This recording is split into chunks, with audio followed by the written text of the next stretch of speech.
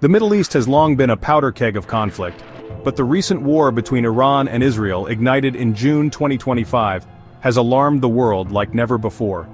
With missile strikes, drone attacks, and covert operations escalating rapidly, many are asking, is this the beginning of World War III? This conflict's roots run deep. For decades, Iran and Israel have been bitter adversaries. Iran's leaders have repeatedly called for Israel's destruction, while Israel views Iran's nuclear ambitions as an existential threat.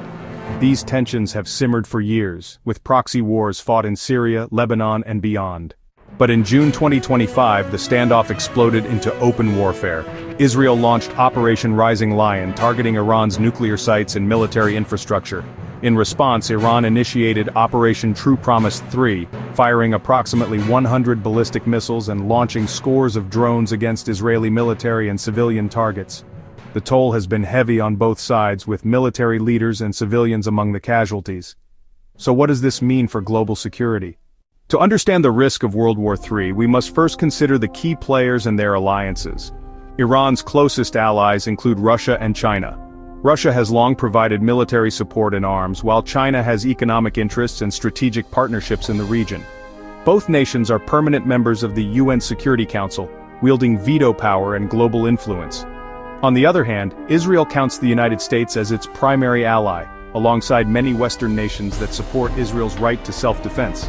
The US has already expressed strong backing for Israel during this conflict, warning Iran against further escalation and signaling possible military support if needed. This tangled web of alliances sets the stage for potential escalation far beyond the Middle East. If either Russia or China decide to support Iran more openly, or if the US increases its military involvement, the conflict could quickly widen. Add to this the presence of other volatile regional actors, such as Hezbollah in Lebanon and proxy militias in Iraq and Syria, and the risk of the war spilling across borders becomes very real. The conflict also threatens vital global supply routes. The Persian Gulf is a key artery for world oil exports. Any disruption here could send shockwaves through global markets, triggering economic crises in countries far removed from the battlefield. This economic pressure may push involved nations to escalate or intervene.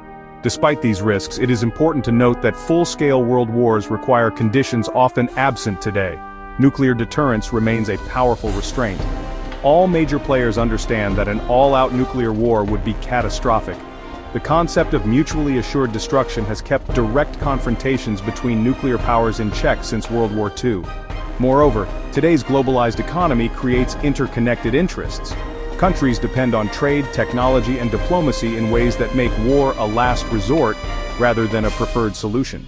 Leaders around the world are aware that conflict on this scale would bring immense human suffering and economic fallout. History also offers lessons.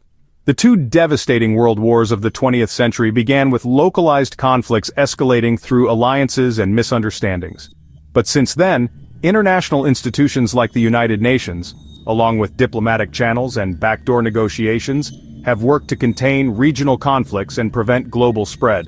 So far, major powers have publicly called for restraint.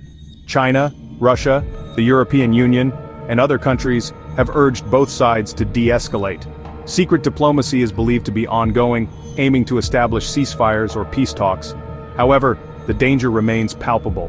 The Iran-Israel war is a stark reminder of how fragile peace can be in a multipolar world filled with competing interests and long-standing grudges.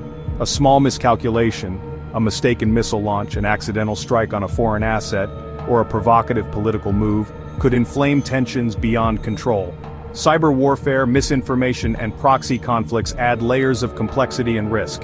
There is also the risk of the conflict drawing in new players, either through formal alliances or opportunistic interventions. For example, if Hezbollah escalates attacks on Israel from Lebanon, or if Syria becomes more deeply involved, the battlefield could widen. Similarly, if the US deploys additional forces or strikes targets inside Iran, Moscow or Beijing might respond. In this volatile environment, the question is not just if the war will escalate, but when and how. For civilians caught in the conflict zones, the human cost is already devastating. For the world, the stakes could not be higher. So is this the beginning of World War III? The answer is not clear-cut. On one hand, global powers recognize the catastrophic potential of a wider war and are likely to use all available diplomatic and economic tools to prevent it. On the other hand, The intensity of the current conflict, combined with deep-rooted hostilities and volatile alliances, creates a tinderbox situation where a single spark could ignite a global blaze. The world watches with bated breath as the Iran-Israel war unfolds. The hope is that cooler heads will prevail, that negotiation and compromise will overcome aggression, and that peace can be restored before it is too late. But history teaches us to prepare for the worst, even as we work for the best.